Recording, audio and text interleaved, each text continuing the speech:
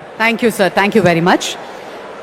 Honorable Union Minister for Civil Aviation, Sri Kinjarapu Rammohan Naidu గారిని మాట్లాడవలసిందిగా మనవి.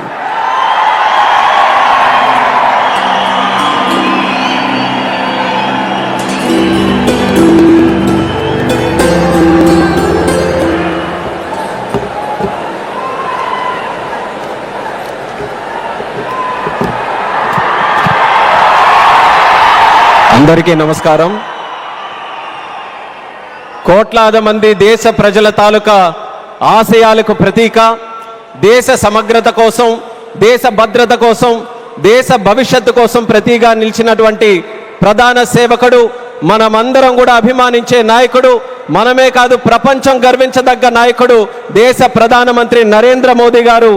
అలాగే విజనరీ నాయకుడు, నవ్యాంధ్రప్రదేశ్ నిర్మాత మన ప్రియతమ ముఖ్యమంత్రి వర్యులు నారా చంద్రబాబు నాయుడు గారు.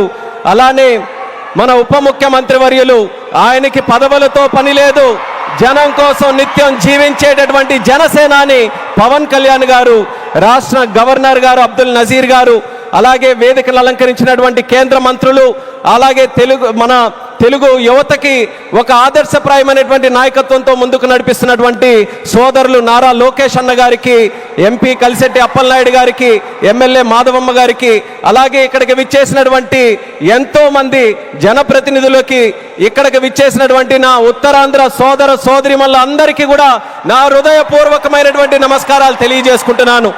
ఒక 12 సంవత్సరాలైతే ఒక పుష్కరం అంటాం, 100 సంవత్సరాలైతే శతాబ్దం అంటాం. అలాంటిది యుగానికి ఒక్కసారి వచ్చేటటువంటి కార్యక్రమం అల్లూరి సీతారామరాజు విమానాశ్రయం ప్రారంభోత్సవ కార్యక్రమం అని గర్వంగా, ఈ ఉత్తరాంధ్ర బిడ్డగా, మీతో పాటు ఇక్కడ పుట్టినటువంటి వ్యక్తిగా, కింజరాపు ఎర్రన్నాయుడు గారి తాలూకా బిడ్డగా ఈరోజు గర్వంగా ఉందని కూడా ఈ సందర్భంగా తెలియజేసుకుంటున్నాను. ఉత్తరాంధ్ర అంటే ప్రతి ఒక్కరు కూడా ప్రపంచం వైపు చూసేవాళ్ళు. మనకి పని కావాలన్నా, మనకి ఏ అవకాశం కావాలన్నా, మనకి పొట్ట గడవాలన్నా, ఏ కార్యక్రమం చేయాలన్నా సరే ఉత్తరాంధ్ర అంతా కూడా ప్రపంచం వైపు చూసేది. కానీ ఈరోజు మన భోగాపురం ఎయిర్పోర్ట్ చూసిన తర్వాత ప్రపంచం ఉత్తరాంధ్ర వైపు చూస్తుందన్నది గర్వంగా మన అందరం కూడా తెలియజేసుకోవాలి. అవకాశాల నిధిగా భోగాపురం విమానాశ్రయం మన ప్రధానమంత్రి గారి చేతుల మీదుగా ఈరోజు ప్రారంభోత్సవం కానుంది. అలాంటి విమానాశ్రయం ఒక 77,000 చదరపు అడుగులతో తయారవుతున్నటువంటి విమానాశ్రయం సుమారు 60 లక్షల కెపాసిటీతో తయారవుతుంది.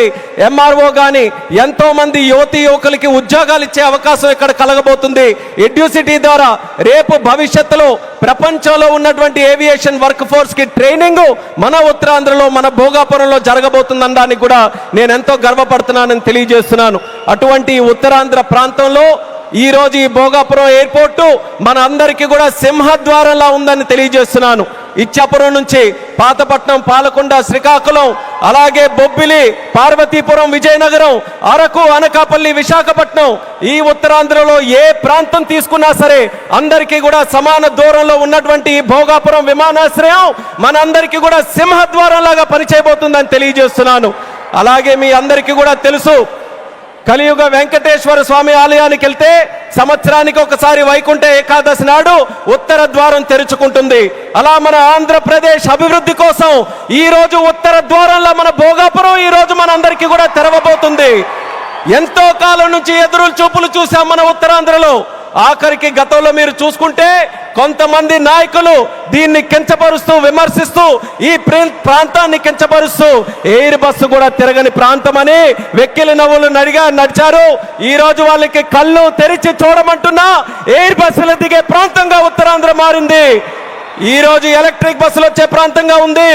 రేపు పెద్ద పెద్ద కంపెనీలనంటే దేశంలో ఉన్న కంపెనీలు కాదు, అంతర్జాతీయంగా ఉన్న కంపెనీలన్నీ కూడా మన భారతదేశంలో, మన ఆంధ్రప్రదేశ్లో, మన ఉత్తరాంధ్ర ప్రాంతానికి రాబోతున్నాయి.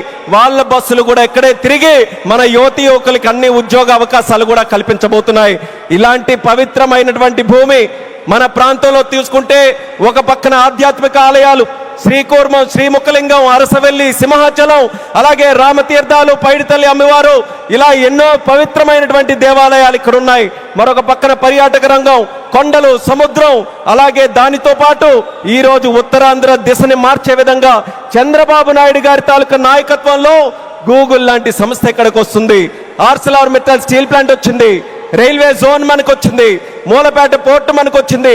ఇలా లెక్క పెట్టుకుంటూ వెళ్తే ఏ ప్రాంతంలో జరగనటువంటి అభివృద్ధి ఈ రోజు మన ఉత్తరాంధ్ర ప్రాంతంలో జరుగుతుందనేది యువతీ యువకులందరికీ కూడా నేను గుర్తు చేస్తున్నాను. ఇక చేయాల్సింది మనం ఒక్కటే, మనకి 2 విజన్లు ఉన్నాయి. స్వర్ణాంధ్ర విజన్ బై చంద్రబాబు నాయుడు గారు, వికసిత్ భారత్ విజన్ బై నరేంద్ర మోదీ గారు. మన యువతందరం కూడా కలిసి ఆ 2 విజన్లు 2 కళ్ళులాగా మనం అందరం కూడా ముందుకు నడిచి అత్యంత సుందరమైనటువంటి శక్తివంతమైనటువంటి భారతదేశం తయారవడానికి ఈ 2 విజన్లు కూడా మనం స్వీకరిస్తూ ఇక్కడ ఉన్నటువంటి యువతి యువకులందరూ కూడా ముందుకు రావాలని మరొక్కసారి వాళ్ళందరికీ కూడా పిలుపునిస్తున్నాను. ఒక ఎయిర్పోర్ట్ ఎక్కడైనా నిర్మించామనంటే, నేను కేంద్ర మంత్రిగా అయిన తర్వాత ప్రధానమంత్రి గారి చేతుల మీదుగా సుమారు 16 ప్రాజెక్టులు ఇక్కడ ప్రారంభించాం భారతదేశంలో. కానీ ఏ ఎయిర్పోర్ట్ ప్రాజెక్టు కూడా ఇంత ఘనంగా 2-3 లక్షల మంది ప్రజల తాలూకా ఆశీర్వాదం మధ్యలో ఇది ఏదో ఒక రాష్ట్ర పండుగ అంటున్నారు. ఇది కేవలం రాష్ట్ర పండుగ కాదు, ఉత్తరాంధ్రలో ఉన్నటువంటి ప్రతి ఇంటి పండుగ ఈ రోజు ఈ విమానాశ్రయ ప్రారంభోత్సవ కార్యక్రమం అందరి గుండెల్లో ఉన్నటువంటి కార్యక్రమం. అటువంటి కార్యక్రమానికి మనం నిజమైన అర్థం ఈ రోజు సాకారం చేశాం. అర్థమనంటే భవ్యమైనటువంటి ఒక బిల్డింగ్ కట్టడమే కాదు, దానికి చరిత్ర గుర్తుండిపోయేలా మన్యం వీరుడు అల్లూరి సీతారామరాజు గారి పేరు పెట్టడం, ఇది ఒక చరిత్ర అనేది కూడా తెలియజేసుకుంటున్నాను. అడవుల్లో ఎక్కడో వినేటటువంటి పేరు, అడవుల్లో వినేవాళ్ళం అల్లూరి సీతారామరాజు అని. అలాంటి ఆ పేరుని ప్రపంచం మొత్తం మారుమోగుతుంది. అమెరికా వెళ్ళినా, ఆస్ట్రేలియా వెళ్ళినా ఎక్కడికి వెళ్తున్నారనంటే అల్లూరి సీతారామరాజు గారి తాలూకా గడ్డ విమానాశ్రయానికి మేము వెళ్తున్నామని మన యాత్రికులందరూ కూడా గర్వంగా చెప్పుకునే స్థాయిలో ఈరోజు ఆ పేరును కూడా మన నరేంద్ర మోదీ గారి తాలూకా అధ్యక్షన కేంద్ర ప్రభుత్వం అంగీకరించి ఈరోజు పెట్టింది. ఇంత ఫోకస్ మన ఉత్తరాంధ్రలో పెట్టిన తర్వాత మీ అందరికీ కూడా ఒక్కటే తెలియజేస్తున్నాను, ఇంకా మనం ఎక్కడ కూడా ఆగకుండా ఉత్తరాంధ్రకి కళలకి రెక్కలు వచ్చే విధంగా మనమందరం కూడా ముందుకు వచ్చి ఈ అవకాశాలన్నీ ఎవరి కోసం? ఇవి రాజకీయ అవకాశాలు కాదు, ప్రజల కోసం, యువత కోసం పెట్టినటువంటి అవకాశాలు. ఆ అవకాశాలని మనం అందిపుచ్చుకొని ప్రపంచంలో ఏ ఏ ప్రాంతాల గురించి మనం మాట్లాడతాం, ఇది ఎలా డెవలప్ అయింది, అది అలా డెవలప్ అయిందని బాధ్యత మనం తీసుకుందాం. నాయకులుగా వాళ్ళ తాలూకా నిర్ణయాలను మనకి చెప్పారు, వాళ్ళ మాట నిలబెట్టుకున్నారు, అభివృద్ధి ఇక్కడికి తీసుకొని వచ్చారు. ఇక పని చేయాల్సింది మనం ఆత్మవిశ్వాసంతో ముందుకు వెళ్ళి ఈ రోజు వచ్చినటువంటి అవకాశాలని సద్వినియోగం చేసుకొని ఉత్తరాంధ్రని ఉత్తమాంధ్రగా తయారు చేద్దామని ఇక్కడ ఉన్నటువంటి యువతి యువకులందరికీ కూడా పిలుపునిస్తున్నాను. అలాగే మన आदरणीय माननीय प्रधानमंत्री जी, आपको फिर से मैं भोगापुरम और उत्तरांध्र प्रांत को क्षेत्र को स्वागत करता हूं. मैं इतना इमोशनल हूं आज क्योंकि मैं भी इसी प्रांत से आता हूं. काफी समय से हम सुनते आ रहे, मेरे बचपन से सुनते आ रहे, यहाँ कोई किसी के लिए अवसर नहीं है. उत्तरांध्र से लोग बाहर जाते रहते हैं काम के लिए, पर आपने वादा निभाया. आपके मार्गदर्शन में, हमारे चंद्रबाबू जी के मार्गदर्शन में यहाँ पे जो इम्पॉसिबल लगता था वो आज पॉसिबल करके दिखाया. एक गेटवे जैसा विमानाश्रय आज हमने बनाया, हवाई अड्डा बनाया, और उसके साथ ही गूगल जैसे बड़े बड़े जो ग्लोबल इंस्टीट्यूशन है वो सब भी आज विशाखापट्टनम हमारे उत्तरांध्र में आ रहे हैं. ये हमारे सब के लिए, हमारी जो ताकत है यहाँ युवाओं के लिए, ये बहुत बड़े सौभाग्य की बात है. आपने अपना वादा निभाया और मैं इस मंच से आपको वादा देता हूं, हमारे उत्तरांध्र के युवा से वादा देता हूं कि आपका जो विजन है विकसित भारत 2047 का विजन में उत्तरांध्र का हर युवा व्यक्ति आपके साथ खड़ा रहेगा, आपके साथ काम करेगा. एक सशक्त समृद्ध भारत बनाने के लिए आपके साथ हर कदम में यहाँ के सारे युवाएं आपके साथ चलने के लिए तैयार हैं. ये इस क्षेत्र का आपके साथ हमारा वादा है और ये वादा निभा कर रखेंगे. आपको, हमारे आदरणीय चंद्रबाबू नायडू जी को, मंच पर बैठे सभी को दिल से मैं स्वागत करता हूं, ధన్యవాద్ भी करता हूं. और आपके यहाँ వచ్చినటువంటి ప్రజలందరికీ కూడా మరొక్కసారి నా హృదయపూర్వకమైనటువంటి ధన్యవాదాలు తెలియజేసుకుంటూ ఇది ఒకే ఒక్క మాట చెప్పి నేను ముగిస్తాను. భోగాపురం ఎయిర్పోర్ట్ ఈ రోజు మనందరికీ కూడా చాలా గర్వంగా ఉంది, కానీ చరిత్రలో ఎప్పుడు కూడా నిలిచిపోయి ఉండాలి, గుర్తు కూడా పెట్టుకోవాలి. ఈ భోగాపురం విత్తనం వేసింది ఒకే ఒక్క నాయకుడు, నారా చంద్రబాబు నాయుడు గారిని మళ్ళీ మళ్ళీ గుర్తు చేస్తున్నాను. 2014లో విభజించిన ఆంధ్రప్రదేశ్కి ఆయన ముఖ్యమంత్రి అయితే ఆయన ఈ ఉత్తరాంధ్ర ప్రాంతానికి గ్రోత్ ఇంజన్ గా తయారు చేయాలనంటే ఇక్కడ విమానాశ్రయం పెట్టాలని మొట్టమొదటిగా ఆయన ఇచ్చేస్తే ఆ రోజు ఉత్తరాంధ్ర బిడ్డగా కేంద్ర మంత్రిగా అశోక్ గజపతిరాజు గారు ఉన్నారు, ప్రధానమంత్రిగా నరేంద్ర మోదీ గారే ఉన్నారు. ఆ రోజు ప్రారంభించాం.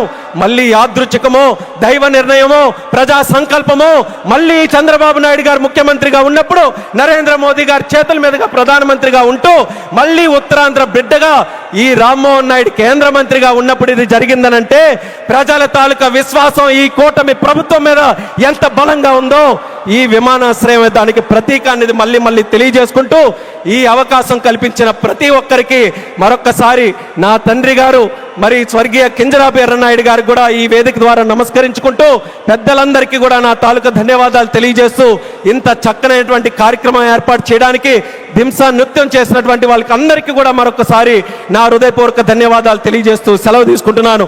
జై హింద్, జై భారత్, జై ఉత్తరాంధ్ర.